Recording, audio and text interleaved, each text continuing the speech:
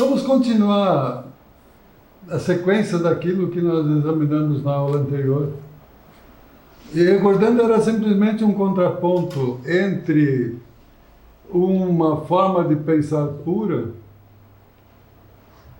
que os conceitos puros do intelecto que se aplicam a priori aos objetos, isto quer dizer, o homem olha para os objetos e aí surge um conceito puro, e esse conceito puro passa a ser utilizado como a verdade no âmbito da linguagem. Contraposto a isso, nós pusemos a organização principiológica de cada elemento, a estruturação física de cada elemento, e que passa a ser composto a partir de uma estrutura real. Essa estruturação, efetivamente, são toda aquela forma de ocorrência que ocorre em cada singularidade e se manifesta numa universalidade. Quando se examina, por exemplo, curioso, um plantio de milho, a regularidade na plantação dos grãos é necessário para que a planta surja de uma forma igual. Cada grão de milho produz de uma mesma forma, no mesmo tempo, e uma planta, desde que plantada de uma forma absolutamente igual. Então, nós temos princípios que reagem a uma situação logo depois do plantio e que formam aquelas plantas absolutamente iguais que se vê quando se olha um filme sobre onde aparece uma plantação de milho. Então, essa singularidade de um grão se manifestando em, às vezes, milhares e milhares de hectares plantados, decorre dessa estruturação principiológica que se manifesta no momento que se planta milho. Agora, isso se manifesta em todas as situações, porque existem princípios que reagem conjugadamente e que formam aquilo que se chama de conceito. Tem-se, então, sistemas. Esse sistema do grão de milho é um sistema simples, mas tem sistemas compostos por subsistemas. E aí, a grande situação se busca a forma de uma organização sistemática. Vamos voltar a Capra, um dos grandes cientistas atuais do mundo. Ele diz, segundo Capra, o padrão de organização de qualquer sistema, vivo ou não vivo, é a configuração de relações entre os componentes do sistema que determinam as características essenciais desse sistema. Então, existe um sistema dentro do grão de milho que nós fazemos, como existe um sistema num pressuposto constitucional de incidência tributária que resulta numa produção de renda, numa produção de receita, etc, etc. Nós os temos, diz a Capra, temos essa configuração de relações entre componentes do sistema ou de interações. Segundo Morin, é aquilo que se pode denominar de padrões de interconexão. Um padrão de interconexão constitui num determinado padrão de organização que, enquanto componente do sistema, determina as características desse sistema. As características desse sistema, então, é composto pela unidade composta a partir da multiplicidade de situações que se integram nesse sistema. Agora, isso aqui é uma forma absolutamente diferente da que se pensa a partir da metodologia kantiana, como se referiu. Os alemães dizem zu der Sachen, quer dizer, vamos aos fatos. Zu den Sachen selbst, quer dizer, exclusivamente aos fatos. Não existe mais aquela ideia de se olhar, o sujeito olhar para uma coisa e dali extrair um conceito puro. Aqui nós temos Suéter. É impossível fragmentar o real através da razão epistemológica objetiva, mesmo que ocorra a abstração. É como se alguém, ao contemplar a paisagem de um jardim, olhasse detidamente para uma árvore. E o sentido que está por detrás desse problema é que, por causa desse olhar específico e abstrato, as árvores se desconectariam do seu ambiente natural. Contudo, o problema está na pessoa que faz essa abstração. É ela que imagina e pensa estar desconectando a árvore do seu ambiente natural. Da parte da árvore, ela continua sempre exatamente do mesmo modo, inserida no seu ambiente natural. Então, se eu examino uma atividade econômica de uma empresa e vejo o que é lucro, eu posso tomar uma parte como lucro, mas eu não altero a atividade, o lucro da empresa. Eu olho para uma árvore, a árvore fica igual. O que muda dentro de mim é a concepção daquela árvore. A mesma coisa é a metodologia kantiana. Ela olha para uma coisa, retira dali o que pensa, e para afirmar que aquilo está certo, ela diz que aquilo é um pensamento puro, e aquilo passa a valer como realidade. Nós temos aqui uma outra lição que vem de Rudney Miller, um alemão que examina essencialmente aquela questão de uma relativização do ser humano dentro do contexto nacional. Ele faz aqui a seguinte: ainda se faz necessária uma pequena, mas importante diferenciação entre o conhecimento científico e a razão pura autônoma. Aqui ele está falando de Kant. No conhecimento a priori, nada pode ser atribuído aos objetos, que o sujeito pensante não extraia de si próprio. E aí aqui ele está referindo exatamente aquilo que Damasio fala.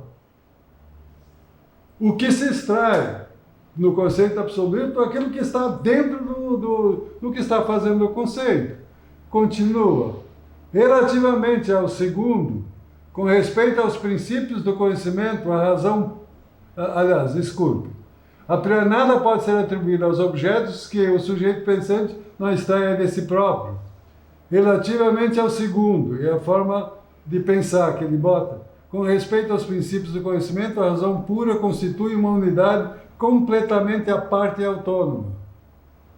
No conhecimento científico, sujeito do conhecimento só pode conhecer de forma a priori o que ele mesmo, enquanto razão pura, põe nas coisas.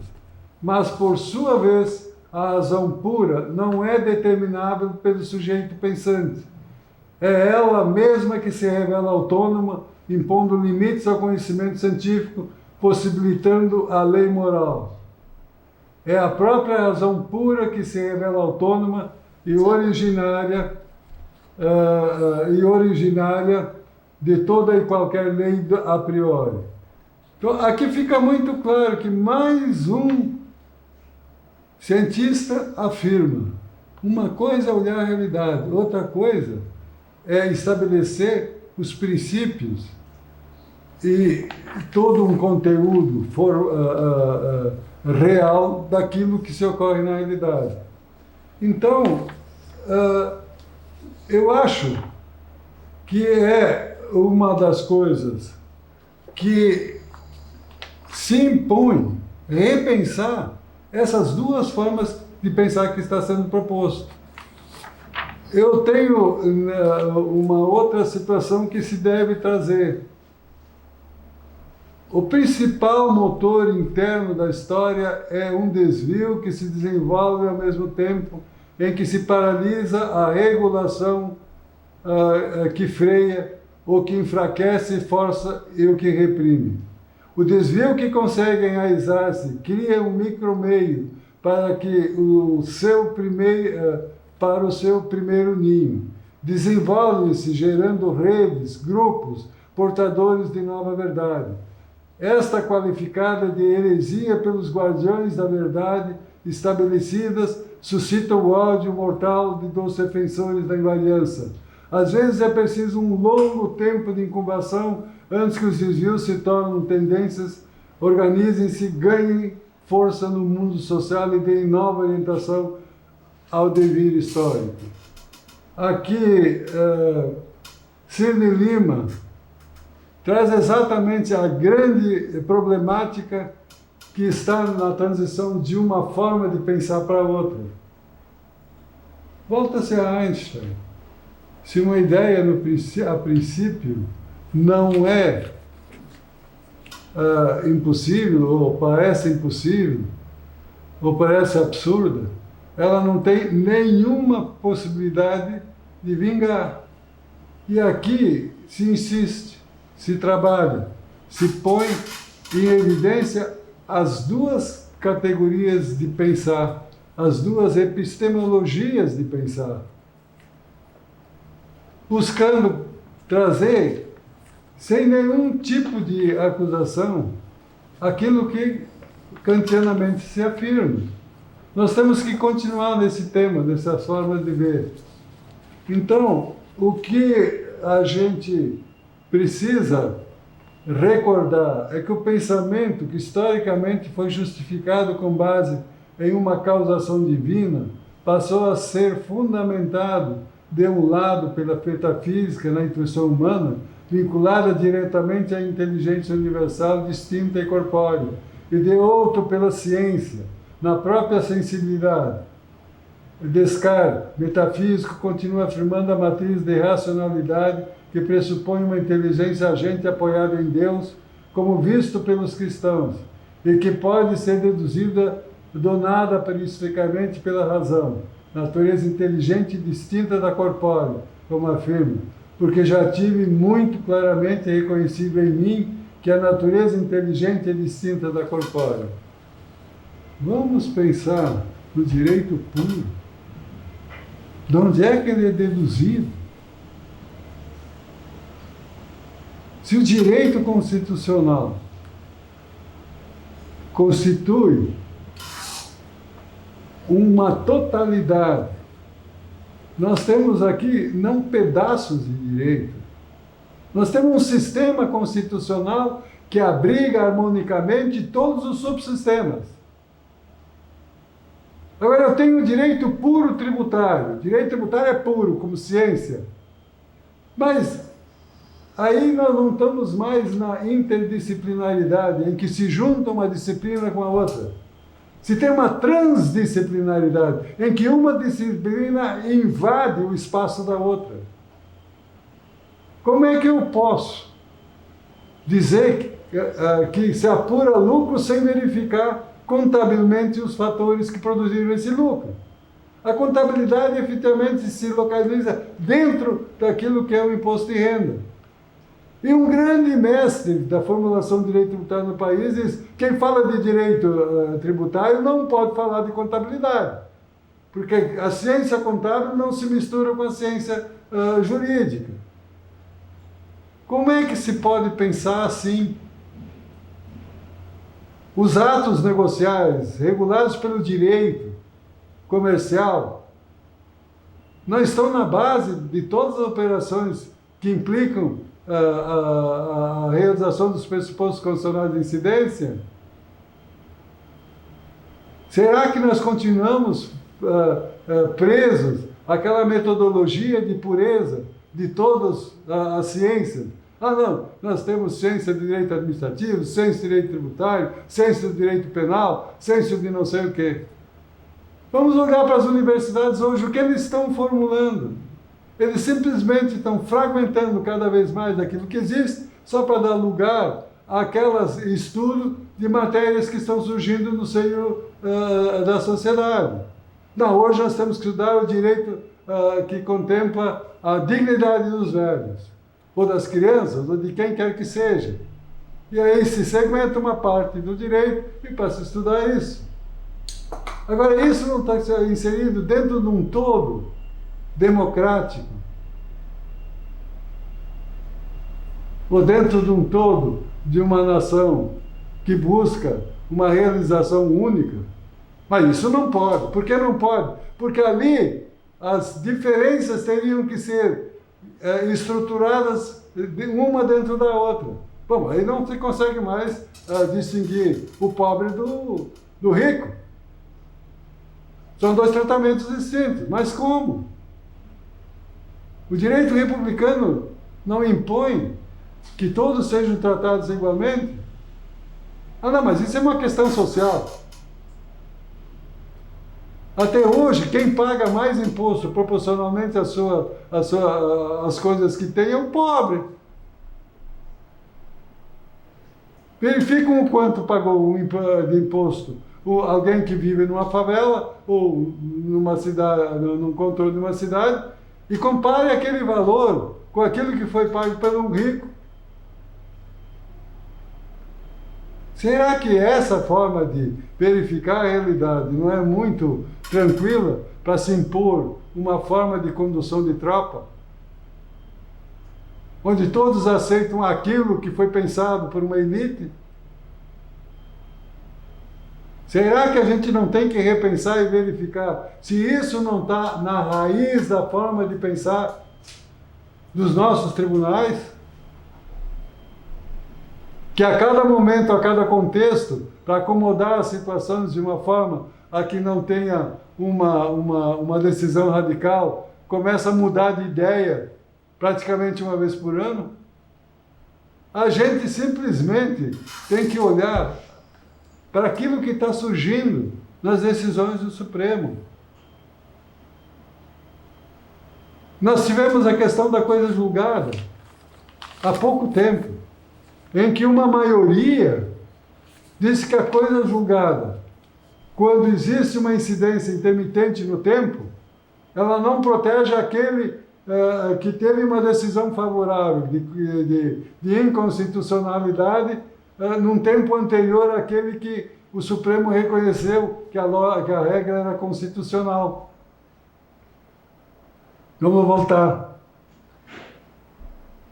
Uma empresa teve o direito de não pagar contribuição social sobre o seu lucro, e isso foi transitado em julgado e passou a ter o direito de não pagar. Uns tempos depois, o Supremo disse o seguinte: essas empresas devem pagar a contribuição social. É claro que a partir daquele momento que ele disse que a contribuição social era devida, ele modificou o sistema jurídico, dizendo que aquela lei que foi considerada inconstitucional é constitucional. E aquele que teve uma decisão favorável de não pagar, teve nova incidência depois do fato do Supremo ter reconhecido a constitucionalidade, quer continuar com aquele contexto que deu origem ao seu julgamento de uma decisão transitada em julgado. Mas são dois contextos. Um contexto antes do Supremo decidir que a lei era constitucional e outro depois. E aí, pasmem, os ministros que saíram vencidos dessa decisão, dias depois disseram: esta decisão vai ser modificada. Aí eu pergunto, onde é que está a minha certeza jurídica? Se o tribunal fixa um paradigma dizendo existem dois contextos, um é passado, é superado por uma decisão do Supremo, começa a nova vida. E os que foram vencidos não. Eu quero que aquele que teve uma decisão transitada em julgado antes do Supremo decidir que a lei era constitucional, continue com aquele direito. E, é claro, não pagando contribuição social e outros continuando. Onde é que está a totalidade da Constituição? Nós temos um princípio e logo depois daquele princípio é reconhecido como não existente. Logo, e a totalidade, a uniformidade, a igualdade, ela tem que caber no sistema constitucional a toda hora. Agora, não se pode pensar que uma decisão de hoje vai ter uma durabilidade pequena, porque os que estão envolvidos com essa questão precisam planejar seu futuro. E o Supremo, ele está inserido dentro desse contexto total. Ele não é uma questão à parte que olha para a nação e passa a dizer o que ele pensa. Ele tem que se inserir no dia a dia dessa questão. Nós vamos voltar a esse tema.